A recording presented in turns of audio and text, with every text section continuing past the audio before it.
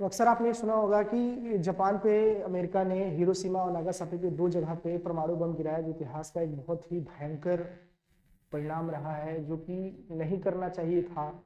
ऐसा कहा जाता है कि दुनिया में इंसान कितना भी कष्ट में क्यों न हो, आत्महत्या तो एक अहम रास्ता नहीं होता है। उसी प्रकार अमेरिका को भी जापान पे कितने भी युद्ध छिड़े थे, कुछ भी होना था, लेकिन अपनी शक्ति का प्रदर्शन इस प्रकार से तो नहीं करना चाहिए। लेकिन उसकी ये चीज करने की वजह से आज भी जापान में ऐसी स्थिति नहीं है। आज भी कहा जाता है हिरोशिमा और नागासाकी पे आज भी जो बच्चे होते हैं अपंग होते हैं, मेंटली इतने फिट नहीं होते हैं। आज भी वहाँ के जो बच्चे, जो जनसंख्या है वो इतनी ज्यादा प्रमाणित रूप से नहीं है। तो ऐसा मानना है कि ऐसा क्या वजह हुआ था जो अमेरिका को जापान पर, और जापान के केवल इन्हीं दो हिरोशिमा और नागासाकी को ही क्यों चुना और यहीं पर ही उन्होंने परमाणु बम फेंकने का निर्णय क्यों लिया, ऐसा क्या वजह था। वैसा कहा जाता है कि जापान जो है, आप देखिएगा, पहले आप थोड़ा समझने की कोशिश करिए, मैप के थ्रू थोड़ा समझेंगे तो आपको आएगा। देखो, तो ये तो हमारा जापान का रीजन है, ये हमारा जापान है, और ये हमारा क्या है ना, पूरा अमेरिका है, नॉर्थ अमेरिका, इधर वाला पूरा साउथ अमेरिका है। तो जापान वाले ना ऐसा कह रहा था, अमेरिका का जो प्रेसिडेंट था उसका नाम था, अमेरिकी राष्ट्रपति जो कि हैरी एस ट्रूमैन ने ये कहा था कि जापान के कुछ लोगों ने हमारे पियल हार्बर पर आक्रमण किया और वहां पे काफी नुकसान किया। ये बात है 8 दिसंबर 1941 की। अमेरिका के प्रेसिडेंट जो कि नाम है राष्ट्रपति हैरी एस ट्रूमैन ने कहा था कि जापान के लोगों ने हमारे पियल हार्बर पर आक्रमण किया, जो कि ये यहाँ पे है, मैप देख रहे हैं आप, यहाँ पे है, ठीक है ना, हवाईन आइलैंड के आसपास जो जगह है पियल हार्बर, इस पर जापान के लोगों ने क्या किया, आक्रमण किया। तो इस चीज का बदला लेने के लिए अमेरिका ने जापान के हिरोशिमा नागा जैसे इलाके में परमाणु बम फेंका। कई लोगों और दूसरा मानना, उस चीज को हम देखेंगे, लेकिन ये बात हुई क्यों, इस युद्ध का परिणाम इतना भयानक कैसे हो सकता है। तो आप देखो, जापान के लोगों ने अटैक ऑन पियल हार्बर पर जब अटैक किया तो वहां की स्थिति कुछ ऐसा बना दिया। जापान के लोगों ने भी बहुत ज्यादा आक्रमण किया था वहां पे, जिस वजह से अमेरिका को लगा कि हमको बदला लेना चाहिए। तो इन्होंने उसी साल बदला नहीं लिया, उन्होंने कुछ सालों के बाद बदला। क्योंकि मैं बार बार ये कहूंगा, ऐसा करना कहीं गलत है कि आप वहां के जनता से चीज बदला ले रहे हो, वहां फेंक रहे हो। बच्चे पढ़ने जा रहे थे, स्कूल जा रहे थे, काम करने वाले काम करने जा रहे थे, लेकिन आपने वहां परमाणु बम फेंका। तो आप इस चीज को समझो। तो जापान ने जब अटैक ऑन पियल हार्बर किया तो उसका बदला लेने के लिए इन्होंने क्या किया, दो स्थान को चुना, एक तो आपका हिरोशिमा और एक तो वो नागासाकी। पूरा जापान का रीजन है, इस वाले को हिरोशिमा का नाम से दिया गया और ये हमारा क्या है, नागासाकी। अभी पूरा अच्छे समझेंगे, बस मैप थ्रू आप थोड़ा समझो, ठीक है। तो नागासाकी पे आक्रमण करेंगे, लेकिन पियर्स बार्बर में उन्होंने भी आक्रमण किया। इसका बदला लेने के लिए अमेरिका वालों ने ऐसा किया। तो ऐसा कहा जाता है, राष्ट्रपति, अमेरिका के राष्ट्रपति जो हैरी एस ट्रूमैन थे, उन्होंने बोला कि हमने जो हिरोशिमा पर जो परमाणु बम फेंके उसकी मारक जो क्षमता थी करीब, इस बम को 20,000 टन की क्षमता बताया। बोला कि 20,000 टन की क्षमता थी इस परमाणु बम की जो हमने हिरोशिमा पे गिराया। मतलब आप समझ रहे हो कि अगर उन्होंने परमाणु बम फेंका तो कुछ चंद सेकंड में ही वहां के आसपास लोगों को तो पता ही नहीं चला होगा वो कहाँ गए, किस हालत में, कैसे, एकदम खत्म हो गया होगा। सिवाय कंट्री के कुछ नहीं बचा हो, सिर्फ धुआं ही धुआं और कुछ नहीं, ठीक है। इतना रहम दिल तरीके से वहां पे आक्रमण किया गया था, ठीक है। चलो, तो इतना समझ में आया किस बदले से किया गया था, बदला लेने के भाव से किया गया था। फिर दूसरी बात ये है, ये हमारा पूरा जापान का रीजन यूएसए है और ये हमारा क्या है, जापान। उनकी डिस्टेंस देखो ऐसा है, ठीक है। तो उन्होंने यहां से जाके और किस जहाज से आक्रमण किया था, तो जो टू मैन थे हमारे, आप देखो इस चीज को, अमेरिका के राष्ट्रपति जो कि हैरी एस ट्रूमैन थे, उन्होंने B-29 जो कि इनोला गे करके एक जहाज थी, इससे आक्रमण करने के लिए वहां पर भेजा था। और ऐसा कहा जाता था कि 1941 का बदला लेने के लिए उस भाई साहब ने 1946 6 अगस्त 1945 को जापान के हिरोशिमा के शहर पर आक्रमण करने का निर्णय लिया। वो वक्त सुबह का 6 और 7 बज रहा था। 6 अगस्त सुबह 7 बजे जब जापान के रडारों ने चीज देखा कि ऊपर हवाई हमले की पूरी तैयारी हो रही थी, लेकिन जापान के पास इतना ज्यादा पेट्रोल ना होने की वजह से, उनको पेट्रोल की किल्लत, इतना ज्यादा पेट्रोल ना होने की वजह से वो क्या कर पा रहे थे, वो अपने विमान को ऊपर तक नहीं भेज पाए और ना ही उनको लड़ने की क्षमता बना पाए और ना ही वो उनको रोक पाए।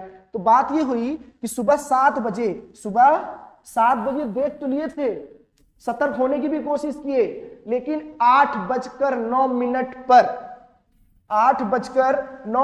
B-29 विमान जो कि इंटरकॉम है, इन्होंने 8:09 पर एनोला गे जो B-9020 एक जहाज है, उस पर हिरोशिमा पर एक बम फेंकने की प्रक्रिया को चालू की। 8:09 पर उन्होंने क्या किया, एक संदेश भेजा इनोला गे के B-29 विमान में जो बैठे थे उनको बोला ऐसा, आप चश्मा लगा लो, चश्मा अपने माथे पर रख के तैयार रहो, बम फेंकने का वक्त आ गया है। इन्होंने ये बात कब कही, 8:09। और वो जो बम का नाम था, हिरोशिमा पे जो बम फेंके गए थे उस बम का नाम था लिटिल बॉय। हिरोशिमा नागासाकी दोनों पे अलग प्रकार के बम फेंके गए थे, ठीक है। तो हिरोशिमा की बात कर रहे हैं, तो हिरोशिमा पे उस बम का आकार कुछ ऐसा था, परमाणु बम का, जिसको फेंका गया था, उसको बोलते हैं लिटिल बॉय के नाम से जाना गया। अब वो भाई साहब जो थे, वो एक कैप्टन, देखो आप इस चीज को, जो फेंकने वाले थे वो ये व्यक्ति हैं। इन्होंने क्या किया, 6 अगस्त 1945 को 8:09 को सूचना मिली और ये भाई साहब 8:15 पे परमाणु बम को हिरोशिमा पर लैंड करा दिया। क्या कर दिया, गिरा दिया। गिराने के बाद जो तबाही हुई अभी बताता हूं मैं आपको, समझो। तो जापान में क्या था ना, पेट्रोल किल्लत की वजह से वो बेचारे उस विमान को रोक ना पाए, जिस वजह से अमेरिकी और थोड़ा दृढ़ संकल्प हो गए, बोले करना है अब तो कर ही लेंगे, वो रोक तो पाएंगे, किल्लत थी, पर पेट्रोल वगैरह इतना था ही नहीं। तो आप समझना, परमाणु बम मारने के बाद लोगों की जो स्थिति है वो तो अभी आप देख ही रहे हो। ऐसा कहा जाता है 30% आबादी उसी समय हिरोशिमा की खत्म हो गई थी। 30% आबादी ऑन द स्पॉट खत्म हो गई थी। 2,50,000 की आबादी थी, लगभग 80,000 लोग केवल एक परमाणु झटके से ही क्या हो गए थे, खत्म हो गए थे। इतने बेरहम तरीके से उनके ऊपर परमाणु बम गिराया गया था, जनता के ऊपर गिराया था। स्कूल बच्चे जा रहे थे, पढ़ने जा रहे थे, काम करने वाले, किसी को नहीं पता क्या होने वाला है, आकाश से परमाणु बम गिरा, मात्र कुछ सेकंड में सब कुछ क्या हो गया, खत्म, कुछ नहीं बचा, ठीक है। तो आगे देखते हैं। फिर आप देखो, तो अमेरिकी वायुसेना के कर्नल पॉल टिबेट्स ने क्या कहा कि भैया उसकी जो मारक क्षमता थी वो कितनी थी, 12,500 थी। लिटिल बॉय ने 8:15, मैंने बोला लिटिल बॉय क्या है, तो आप बोलो हिरोशिमा जो बम फेंकेगा तो बम का नाम था लिटिल बॉय, और लिटिल बॉय को 8:15 पर हिरोशिमा पे गिराया गया, और इसको गिरने में मात्र 43 सेकंड लगे थे। कितने लगे थे, 43 सेकंड, सिर्फ 43 सेकंड लगे थे, सिर्फ 43 सेकंड। 43 सेकंड में ये विमान से नीचे पृथ्वी पर आया, और गिरने के बाद मात्र कुछ सेकंड में 80,000 लोग मर गए। 80,000 क्या हो गए, लोग मर गए, ठीक है। तो ऐसा कहा जाता है कि इसकी मारक क्षमता इतनी ज्यादा थी, इतने ज्यादा होने की वजह से लोग बहुत मारे गए। पॉल टिबेट ने जैसे ही उस पर परमाणु बम फेंका, उसके बाद तुरंत उसने क्या किया ना, कॉन्फ्रेंस में जाके बात की और कहा कि हमारा जो परमाणु बम का जो सक्षम मारक क्षमता था वो सफल रहा, और हम विमान में बैठे लोगों को कुछ नहीं हुआ, हम एकदम पूरी तरीके से सुरक्षित हैं। लेकिन आप सुरक्षित हो, वहां नीचे रहने वाले लोग जो थे जिनके ऊपर आपने फेंका वो तो खत्म हो गए। तो उनके वजह से क्या हुआ, तो ये एनोला के जहाज ने क्या किया था, 43 सेकंड में मात्र परमाणु बम नीचे फेंक दिया, जिसकी वजह से वहां के लोग क्या हो गए ना, खत्म। तो आप देख सकते हैं, थोड़ा सा पढ़िएगा यहाँ पे, लिटिल बॉय को 8:15 पर गिराया गया था और उसे नीचे आने में 43 सेकंड लगे। यह अपने लक्ष्य आओई ब्रिज के 200 मीटर दूर सीमा सर्जिकल क्लिनिक के ऊपर फटा, जिसकी शक्ति 12,500 टन TNT के बराबर थी। और जब ये फटा तो तापमान अचानक 10 लाख सेंटीग्रेड तक पहुंच गया। 10 लाख सेंटीग्रेड तक पहुंच जाना मतलब जान रहे हो, यहाँ आदमी 60-70 में, तुम 50 के बाद ऊपर जाने पे गर्मी लगने लगती, तो वहां पे 10 लाख सेंटीग्रेड पहुंच जाने का मतलब यह है कि वहां के आसपास इंसान, जानवर, पेड़ पौधे सब खत्म, बचे होंगे तो सिर्फ कंक्रीट, पत्थर, सरिया, लोहा, इसके अलावा कुछ नहीं बचा होगा। तो वही बोल रहा है कि जब गिराया गया था तो उस समय जो जनसंख्या थी 2,50,000 जनसंख्या थी, 2,50,000, जिसमें से 30% खत्म, मतलब 80,000 आबादी तो तुरंत खत्म हो गई, तुरंत उसी वक्त खत्म हो गई। और जहां पे TNT गिराई गई थी, जो बम गिराया गया था परमाणु बम, वो जगह कुछ ऐसा दिखने में था, और गिरने के बाद वो खत्म हो गया, कुछ नहीं बचे, पेड़ पौधे जानवर कुछ नहीं बचे, सबको क्या कर दिया गया, पूरी तरीके से खत्म कर दिया, कुछ बचा ही नहीं, कुछ नहीं बचा। तो वहां के लोगों को कितना मतलब दिक्कत हुआ होगा, आप समझ सकते होंगे। उसके तुरंत बाद, जैसे ही कुछ समय के बाद परमाणु बम फटा, तो ऐसा कहा जाता है कि जो थोड़े बहुत लोग बचे थे, जिनके हाथ पांव चिथड़े वगैरह सब उड़ गए थे, जो बचे थे, उसके बाद ऊपर एक मशरूम क्लाउड का फॉर्म हुआ। परमाणु गिरता है तो डस्ट पार्टिकल्स बहुत ज्यादा हवा में होता है, तो एक मशरूम का फॉर्म ले लेता है, मशरूम क्लाउड को सिर्फ लेता, मशरूम क्लाउड। देखने में देखो, परमाणु विस्फोट हुआ जो कि मशरूम का फॉर्म लिया, देखो ध्यान से, मशरूम लिया, ऐसा कहा जाता है। मशरूम लिया, ये कैप्टन रॉबर्ट लुइस है। कैप्टन रॉबर्ट लुइस ने क्या किया, तो वहां संकेत भेजा, तो सब कुछ सक्षम है, कोई दिक्कत नहीं, हमारा विमान सफल है, परमाणु सक्षम हो गया है, ब्रह्मलाश हो गया है, वहां लोग मर रहे हैं, मर चुके हैं अधिकतर लोग, ठीक है। तो उन्होंने पूरा इंफॉर्मेशन दिया, और वो दूसरे बम की तैयारी कर रहे थे। आप देखो जैसे मशरूम क्लाउड हुआ, क्लाउड होने के बाद फिर एक खतरनाक काली बारिश हुई जिसको हम लोग रेडियो एक्टिव रेन के नाम से जानते हैं। रेडियो एक्टिव रेन, जो बचे कुचे लोग थे उनको भी बर्बाद करने में वक्त नहीं लगा, और जो घर के अंदर घुसे हुए थे तो उनको ऑक्सीजन लेने में दिक्कत होने लगी। रीजन क्लाउड फॉर्मेट जब बनता है, मशरूम क्लाउड जब बना तो ऑक्सीजन लेवल कम होने लगा, ऑक्सीजन लेवल क्या होने लगा, कम होने लग गया। तो शेल्टर में रहे लोग जो उसके अंदर रह रहे थे, ऐसा कहा जाता है कि जो लोग उसके अंदर रह रहे थे उनको ऑक्सीजन न मिलने की वजह से उन बेचारों को भी क्या हो गई, मौत हो गई। तो क्रॉस 1,25,000 के आसपास लोगों की मौत हो गई ऑक्सीजन न मिलने की वजह से। फिर क्लाउड रेन हुआ जो कि रेडियो एक्टिव रेन था, वो भी काफी खतरनाक था, जिसकी वजह से वहां पे लोगों को रहने में और दिक्कतें होने लग गई। और ऐसा कहा जाता है आज भी हिरोशिमा में लोग जो पैदा होते हैं वो इतने सक्षम नहीं होते हैं, कहीं ना कहीं कोई ना कोई एबिलिटी उनके अंदर रह जाती है, कहीं ना कहीं वो डिसेबल रहते हैं, कहीं ना कहीं मेंटली फिट नहीं होते, अपंग पैदा होते हैं आज भी। लेकिन अमेरिका को ये चीज नहीं करना था कि वहां की जनसंख्या आज भी उस परमाणु बम का जो गिराया था उन्होंने काफी खतरनाक था, और उसका भुगतान आज भी वो भर रहे हैं। बहुत ही दरिंदगी तरीके से गिराया गया था, ठीक है। तो ये नहीं करना चाहिए था। तो क्लाउड फॉर्मेशन होने की वजह से रेडियो एक्टिव रेन हुआ, और क्लाउड फॉर्मेशन जब बना मशरूम क्लाउड तो ऑक्सीजन लेने में दिक्कत लगी, लोग मरने लग गए। तो 1,25,000 टोटल जनसंख्या हमारे उस समय क्या हो गई, खत्म हो गई, ठीक है। तो ऐसा कहा जाता है कि इस भाई साहब को मतलब टोटल जो थे बम, हमारे परमाणु बम गिराने थे वो 4 जगह गिराने थे। कौन कौन सी जगह, तो आप देखिएगा, पोखरा थी, हिरोशिमा थी, क्वेटा था और निगाता था। इतना आप समझिए, इन जगह गिराना था। लेकिन इन्होंने क्या किया ना कि फिर उन्होंने हिरोशिमा के तुरंत बाद नागासाकी जो कि लिस्ट में था ही नहीं, उन्हें नागासाकी पर गिराया। नागासाकी पर कब गिराया, आप बोलोगे जस्ट 3 दिन बाद 9 अगस्त 1945 को उन्होंने क्या किया, 6 अगस्त 1945 को उन्होंने क्या किए कि नागासाकी पे बम गिराए। हालांकि यहाँ थोड़ा ठीक था, रीजन क्यों, क्योंकि ये बम जो थी वो घाटी में गिरी, इतना ज्यादा प्रकोप नहीं दिखा पाई, लेकिन मरे तो लोग वैसे, तबाही तो वैसे ही हुई। परमाणु का मारक क्षमता बहुत ज्यादा होती है, जिसकी वजह से आसपास के लोग क्या हो जाते हैं, एकदम पूरी तरीके से नष्ट भ्रष्ट खत्म हो जाते हैं।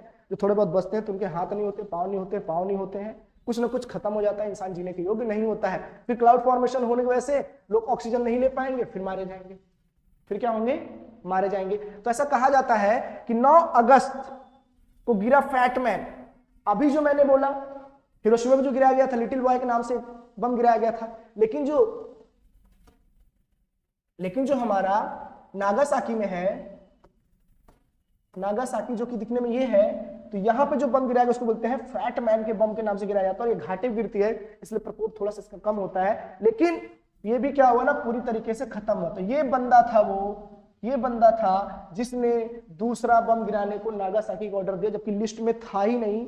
इसलिए नागासाकी हिरोशिमा को चुना कि वो जानते थे कि जहां पे ज्यादा जनसंख्या हो, जहां पे ज्यादा इन्फेंट्री लड़ाकू या लड़ाई करने वाले हथियार ज्यादातर हिरोशिमा में थे, हेडक्वार्टर था सेनानियों का, तो वहां पे उन्होंने इसलिए गिराया ताकि उनके जो असलहे हो, जो बंदूक हो, जो भी टैंक वगैरह सब कुछ खत्म हो जाए, तो वो लड़ने के योग्य न रहे, और लड़ने के योग्य नहीं रहेंगे तो उनपे हम जो चाहेंगे वो कर पाएंगे, वो रुक नहीं पाएंगे। तो इसीलिए इन्होंने क्या किया ना, हिरोशिमा के बाद नागासाकी गिरा, क्योंकि हिरोशिमा नागासाकी थोड़ा सा डेवलप था और वहां पे जनसंख्या भी ज्यादा थी, और ऐसा कहा जाता है वहां पे सुविधाएं भी ज्यादा, तो सुविधाओं को खत्म करना था, सुविधाओं को क्या करना था, खत्म करना था। इसलिए इन्होंने क्या किए कि हिरोशिमा और नागासाकी पे आक्रमण करने का निर्णय लिया। तो इन्होंने दोनों जगह क्या किया, आक्रमण कर दिया। वहां करते ही मतलब न लोग बचे, न पेड़ पौधे बचे, न तो जानवर बचे, बचा तो सिर्फ और सिर्फ कंक्रीट, पत्थर, ईंटें, इसके अलावा कुछ नहीं बचे भाई। मतलब परमाणु बम का असर आपको मैं कैसे बताऊं कि अगर जहां आप खड़े हो अगर वहां गिर जाए तो उसके कम से कम कई किलोमीटर के रेंज तक कुछ नहीं बचेगा, कुछ नहीं। इंसान तो दिखेगा नहीं था भी था क्या वहां पे, है भी या नहीं, उसको पता ही नहीं चलेगा चीज, ठीक है। चलो फिर देखेंगे यहाँ पे, जैसे ही अमेरिका ने जापान के ऊपर ये चीज फेंका था, उसको तुरंत बाद सेकेंड वर्ल्ड वॉर के खत्म हो गए। रीजन की पूरी दुनिया में ये सूचना गई कि तब बेरहम तरीके से परमाणु जापान पे गिरा है। बहुत लोग दुखी हुए, बहुत परेशान हुए कि यार ये तो नहीं होना चाहिए था। अमेरिका ने मात्र अपने ताकत को दिखाने के लिए, केवल अपने शक्ति का प्रदर्शन करने के लिए केवल जापान पे किया। उसको लग रहा था कि उस समय सेवतिया लोग जो थे उनके पास पावर शक्तिशाली बहुत ज्यादा बढ़ रहा था, तो उनको दिखाने के लिए अमेरिका ने केवल जापान पर, हिरोशिमा और नागा जैसे इलाके पे उन्हें परमाणु बम का प्रयोग किया। नहीं करना चाहिए था, इनको बिल्कुल नहीं करना चाहिए था। रीजन क्यों, जापान वैसे भी हार रहा था, आत्मसमर्पण कर सकता था, लेकिन उनको अपने शक्ति का प्रदर्शन करना था। इस वजह से उन्होंने क्या किया, नागासाकी हिरोशिमा जैसे इलाके में क्या किया, परमाणु बम फेंका। जो व्यक्ति पहले से ही हार रहा है उसके ऊपर आप परमाणु बम फेंकने का क्या मतलब बनता है? लेकिन अपने शक्ति का प्रदर्शन करना था। तिब्बतीय लोग उसमें बहुत ज्यादा शक्तिशाली हो रहे थे, तो उनको लगा कि हम हो तो केवल शक्ति का दिखावा करने के लिए उन्होंने जापान के इलाके हिरोशिमा और नागासाकी इलाकों पे परमाणु बम फेंक कर वहां पे नष्ट करने की कोशिश की। तो आप देखो ये पूरा तो मैक्सा है आपका पूरा, ये हिरोशिमा था और ये आपका यहाँ पे नागासाकी। इन दो इलाकों में इन्होंने क्या किए थे, पूरे तरीके से बस्ट करने की कोशिश की। फिर आप देखो सेवतिया का थोड़ा सा कंटेंट उसके बारे में अलग से लेक्चर बना दूंगा, लेकिन आप यहाँ देखो ये पूरा सेवतिया रीजन नहीं है, ठीक है, इसके बारे में अच्छे से बनाएंगे। ये जो कंट्री दिख रहे हैं ये सब सेवतिया के अंदर आते हैं, क्या है कैसा इसके बारे में बात बताएंगे। इनके अंदर भी बहुत ज्यादा शक्तिशाली थी, बहुत ज्यादा अपने आप में डेवलप थे, टेक्नोलॉजी से भरे हुए हैं। तो अमेरिका को डर था, इसी को अपना शक्ति दिखाने के चक्कर में उन्होंने जापान पे क्या किए थे, आक्रमण क्या किए थे, आक्रमण किए थे। तो ऐसा कहा जाता है कि वो सबसे खतरनाक दिन था 6 अगस्त 1945 और 9 अगस्त 1945, इतिहास का एक काला सच, जो चीज नहीं होना चाहिए था।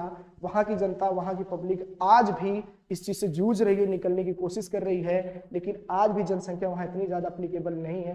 कहीं ना कोई दिक्कत है, अपंग हो रहे हैं, पैदा हो रहे हैं। ये चीज नहीं करना चाहिए था। मात्र केवल एक बदले के भाव से लोगों को अपना मानसिकता और मानवता को नहीं छोड़ना चाहिए, केवल अपने मकसद के लिए उनको नहीं छोड़ना चाहिए, ठीक है। तो वो हमारे जो 2 मैन साहब थे उन्होंने किया कि हमारे ऊपर आक्रमण किया है, लेकिन एक डर और था। अमेरिका को ये लग रहा था कहीं जापान इंडो चीन जैसे एरिया को कवर न कर ले, तो उसको कई बार समझाया था उसने कि आप ऐसा मत करो, आप मत करो वरना आपको युद्ध करना पड़ेगा, फिर आपको दिक्कत हो जाएगी। लेकिन जापान वाले कहाँ मानने को तैयार थे, उन्होंने नहीं माना। तो अमेरिका वालों ने कहा इस वजह से हमको क्या करना पड़ा, उन पर आक्रमण करना पड़ा, क्योंकि अपने दायरे से ज्यादा करके वो काम कर रहे थे, ठीक है। तो ये तो था परमाणु बम की पूरी संरचना जो कि अमेरिका ने जापान पे की है। तो इस चीज को देखिएगा, समझिएगा, लोगों ज्यादा ज्यादा बताइएगा, ठीक है। तो पूरा ध्यान समझिएगा, पूरी चीजें आपको समझ में आएगी, कि चीज बताया गया है, ठीक है। चलो वैसे मुस्कुराते रहो, मिलते रहे, बाय।